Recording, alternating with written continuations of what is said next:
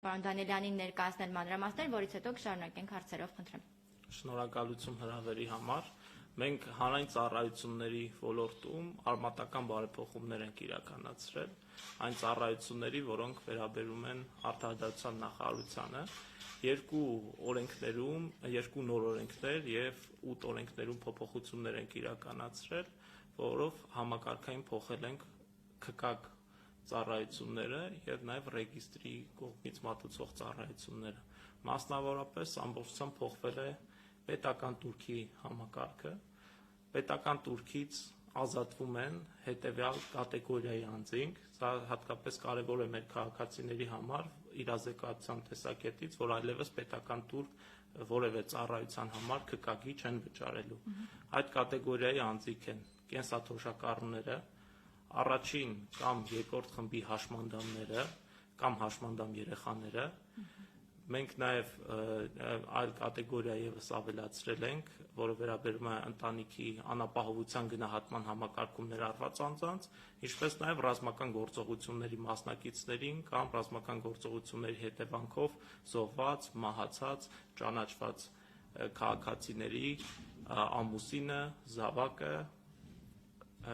կամ ծնողը։ Այդ անձիկ ազատված են լինելու ՔԿԱԿ բոլոր ծառայությունների համար պետական турքերից։ Մենք նաև պետական турքեր որոշ ծառայությունների համար առհասարակ ազատել ենք, օրինակ ՔԿԱԿ-ի ցանկացած տեղեկանք ստանալու համար, տեղեկանքի համար 2000 դրամ պետական турք էր կանցվում նախկինում եւ դա տարածվում էր մոտ 13000 քաղաքացիների վրա, յուրաքանչյուր տարի մոտ այդքան քաղաքացի օգտվում էր, հիմա պետական турք չի վճարվի, պետական турքից ազատվել է նաև ամուսնության գրանցման համար ծառայությունը, այսինքն ամուսնության գրանցման համար այլևս պետական турք չի կանցվի եւ դա տարածվում էր մոտավորապես տարեկան 15000 ամուսնական զույգերի վրա։ Մենք նաև որպես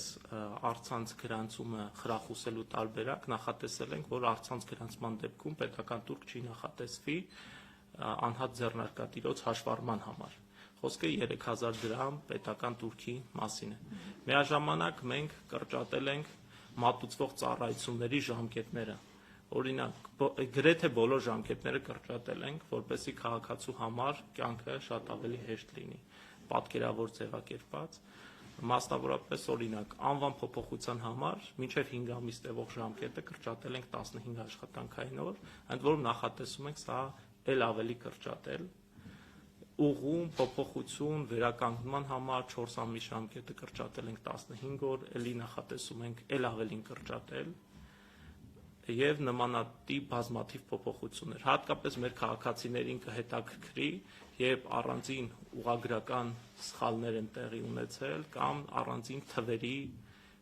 տառերի սխալ է տեղի ունեցել իրենց օրինակ անվանման մեջ կամ ծննդյան տարեթվի մեջ եւ սովորաբար մեր քաղաքացիները բախվել են քաշքշուկների բյուրոկրատական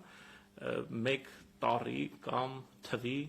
սխալի պատճառով, ընդ որում այդ սխալը շատ դեպքերում եղել է նաև պետական մարմնի աշխատակիցների նախկինում թույլ տված սխալի արդյունք։ Հետևաբար այդ դեպքերում եւս ժամկետները կրճատել ենք, ընդ որում սահմանել ենք, որ այդ դեպքերում պետական турք առհասարակ չպետքա կանցվի քաղաքացուց։ Մենք նաև այլ փոփոխություններ ենք իրականացրել, մասնավորապես թվայնացման համար օրենսդրական հիմքեր ենք ստեղծել եւ մենք նախատեսում ենք, որ ծառայությունների մի մեծ մասը թվայնացված տեսքով մատուցվի, ընդ որում թղթային այլևս փաստաթղթեր ըստ էության քաղաքացիներին չենք տալու, այլ ուղարկելու ենք գրանցված ակտը քաղաքացու մեյլին ժամանակակից QR կոդի միջոցով, որը հնարավոր է դրա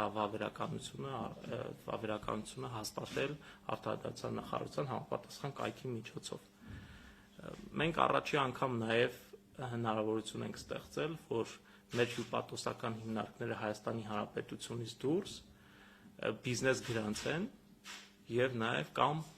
բիզնեսի որևէ մասնաբաժին գնեն, որը մեր կարծիքով լավ գործիք է ներդրումների, օտարերկրյա ներդրումների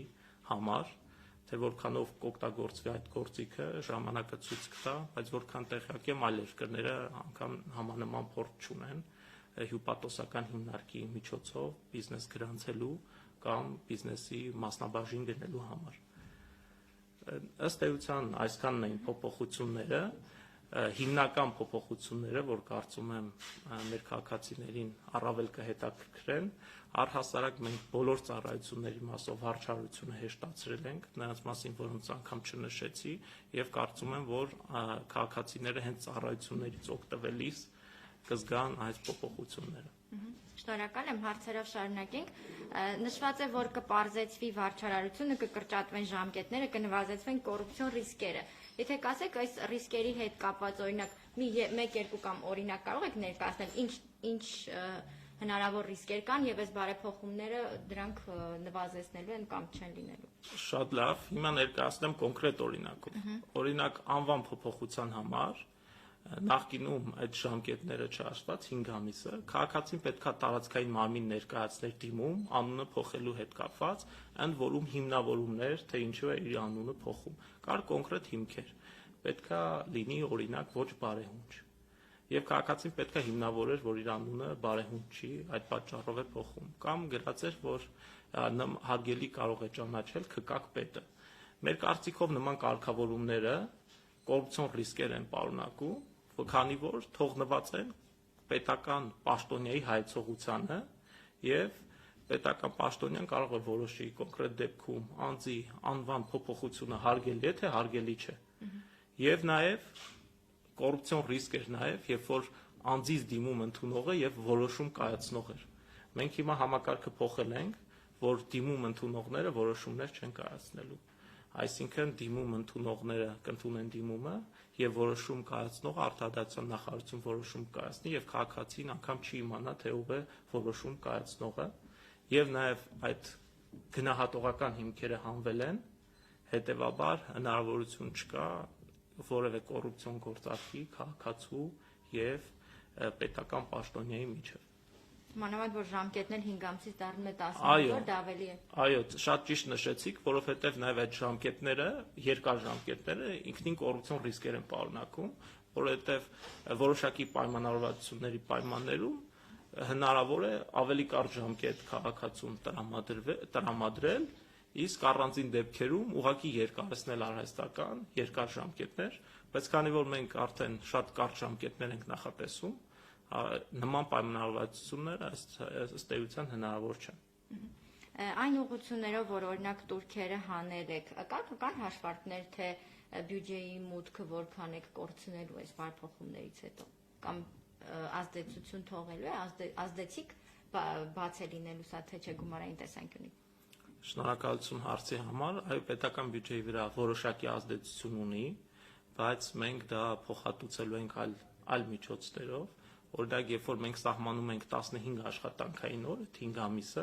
մենք սահմանելու ենք նաև ավելի կարճ ժամկետներ լրացուցիչ վճարի դիմաց, օրինակ 10 օր, 5 օր, 2 օր, եւ այս հավաքագրումները մենք համոզված ենք, որ ծածկելու են բյուջեի եկամուտների այն մասը, որը մենք չակերտների մեջ ասած զոհաբերել ենք հանուն մեր քաղաքացիների ավելի արագ եւ որակյալ ծառայություններ մատուցելու։ Եթե կարելի է քաղաքացիական կացության ակտերի գրանցման գրասենյակներին անդրադառնանք, այս բարեփոխումները, որ ներկայացնում եք, կարծեք բովանդակային առումով են, բայց երբ որ այցելում ես այդ գրասենյակ, անձեն աչքով երևում է, որ հենց առաջին փոփոխություն ուզում ես տարածքի բարեկարգումը լինի, այդ ուղղությամբ ինչ եք նախատեսում։ Այո, տարիներ շարունակ մեր ՔԿԱԿ տարածքային բաժինները մեծ մասը երևի գտնվել են անմխիթար վիճակում եւ դրանով է պայմանավորված, որ ոչ միայն մենք բովանդակային փոփոխություններ ենք իրականացնում, այլև նախատեսել ենք, որ այդ ծառայությունները մատուցվի որակյալ ժամանակակից սպասարկման կենտրոններում։ Դրա համար մենք միասնական գրասենյակներ ենք հիմնում, որը մենք առաջինը հիմնել ենք Վազգեն Սարգսյան 3 հասցեում, որտեղ պայմանները ամբողջովին այլ են, քան այն ինչ դուք նկատի ունեք, եւ բոլոր ծառայությունները մենք նախատեսում ենք հավաքագրել մեկ շենքում, որպեսզի քաղաքացին ստիպված չլինի մեկ պետական մարմնից գնալու մեկ այլ պետական մարմնին կամ նույն պետական մարմնին մեկ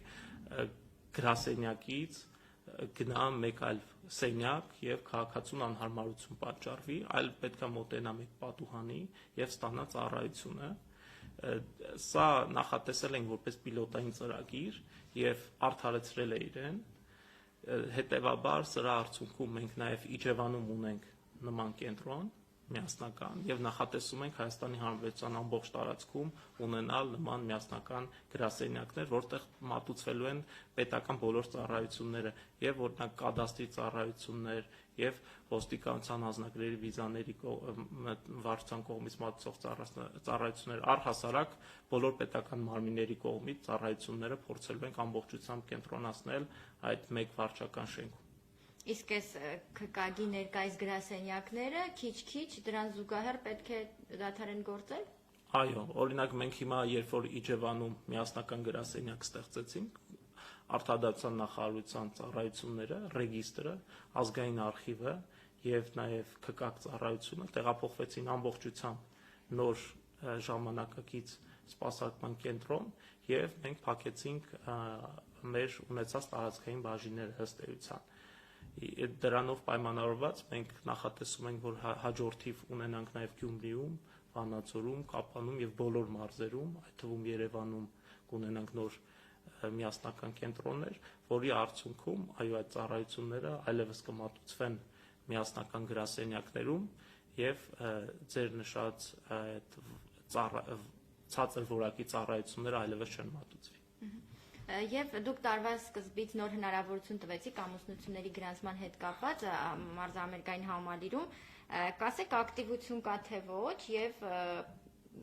վիճակագրական տվյալներն են, օրինակ ամսվա կտրվածքով որքան ամուսնություն է գրանցում, դա որքանով իրեն արդարացրեց։ Մենք կարծում ենք, որ հանդիսավոր արարողությունը ամուսնության պետք է հանդիսավոր պայմաններում մատուցվի եւ դրանով պայմանավորված մարզահամերգային համալիրն ենք ընտրել, որը մեր կարծիքով լավագույնս է ապահովում այդ նպատակը։ Մենք մեկ ամսվա կտրվածքով 3 տասնյակից ավել արդեն հանդիսավոր գրանցումներ ունենք եւ դրանով պայմանավորված մենք կարծում ենք, որ դա արդյունավետ է եւ կա բնակչության մոտ պահանջարկ այդ ծառայություններից օգտվելու, հետեւաբար կարծում ենք այս բարեփոխումը եւս արդյունավետ է եղել եւ նպատակը մեր քաղաքացիներին մատուցել ծառայություններ, որոնց կգոհացնի նրանց։ Քանի որ արդյունքները տեսանելի են, մենք ունենք նպատակ կամ ծրագրեր, միգուցե այս փուլում հստակեցված, որովհետեւ դա պրոյեկտվի, ասենք, չգիտեմ, այլ մարզերում, այլ խոշոր քաղաքներում եւս լինեն։ Այո, դա կախված է լինելու առհասարակ պահանջարկից, եթե մենք հասկանանք, որ կոնկրետ մարզում, կոնկրետ քաղաքում կա հանդիսավոր միջոցառումներ իրականացնելու պահանջարկ, ապա այդ մարզերում կամ համայնքում եւս կազմակերպենք նման հանդիսավոր արարողություններ։ Շնորհակալություն։ Մի հարց էլ վերջին կետի հետ կապված, այստեղ նշված հյուպատոսական հիմնարկների կողմից օտարերկրյա քաղաքացիների դիմումների ընդունման, բիզնեսների հետ կապված հարցերին, դուք դաշտը ուսումնասիրել եք նման պահանջարկ կար, թե սա նոր գաղափար է, նոր գործիքակազմ, ինչից ելնելով գնացիք այս փոփոխությանը։ Շնորհակալություն, շատ կարևոր հարց եք բարձրացնում։ Նման պահանջարկ կա ամբողջ աշխարհում, երբ պետության մեկ այլ պետությունից ուզում են բիզնես գրանցեն տվյալ պետությունում եւ իդենտիֆիկացիայի լուրջ խնդիրներ ունեն բոլոր երկրները, հետեւաբար մենք սրանով այդ խնդիրը լուծել ենք, որ անձի իդենտիֆիկացիայի խնդիր չենք ունենալու, այսինքն հյուպատոսարանը կոնկրետ անձին նրա անձնագրով իդենտիֆիկացնելու է եւ այդ գրանցումը անի, դրանով է պայմանավորված եղել եւ նման խնդիր կարելի ասել ծառացած է բոլոր պետությունների առջև եւ թե որքանով մեր քաղաքացիները կօգտվեն այս ծառայությունից կամ օտարերկրյա քաղաքացիները ժամանակը ցույց կտա, բայց գործիքը մեր կարծիքով շատ կարևոր լուծում է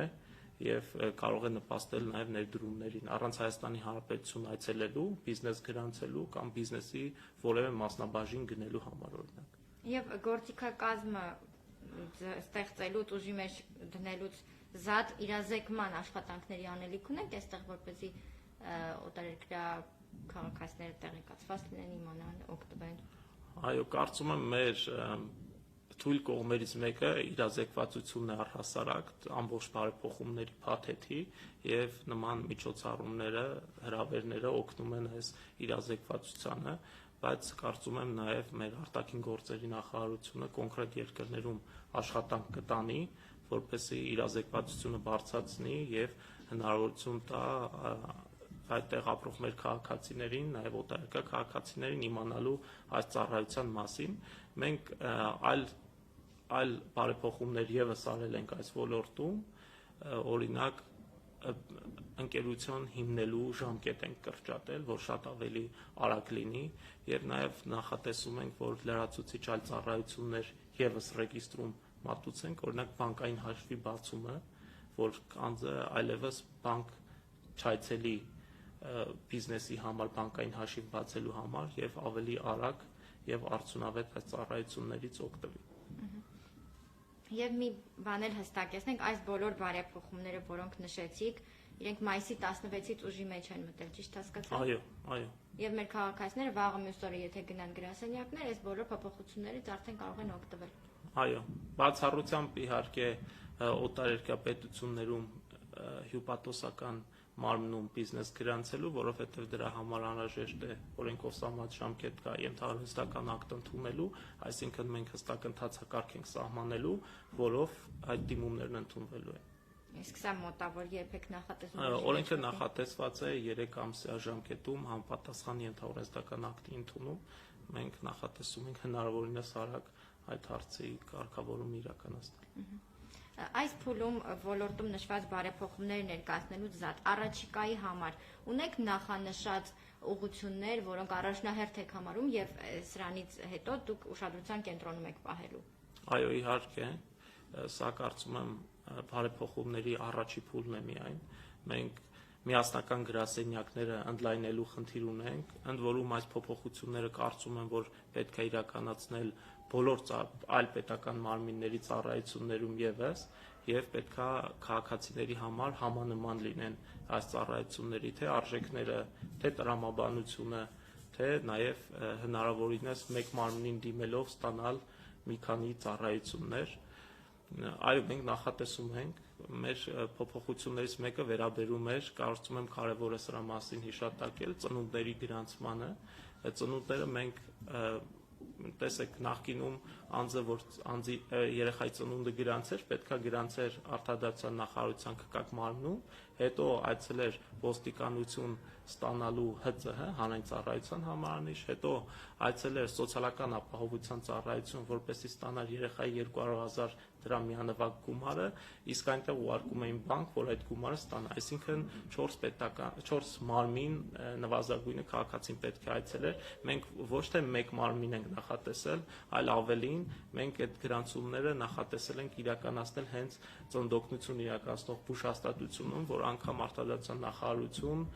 մեր քաղաքացիները ստիպված չլինեն այցելել, ընդ որում դա արդեն իսկ 9 բժշկական հաստատությունում ենք արել եւ մենք նախատեսում ենք, քանի որ շատ արդյունավետ է, նախատեսում ենք բոլոր բժշկական հաստատություններում այդ հարցը կարգավորել, հետեւաբար մեր նախագծերի մի մասը կարելի ասել կիսատ են, ընթացքի մեջ են, մենք ամբողջությամբ կապահովենք դա, ինչ վերաբերում է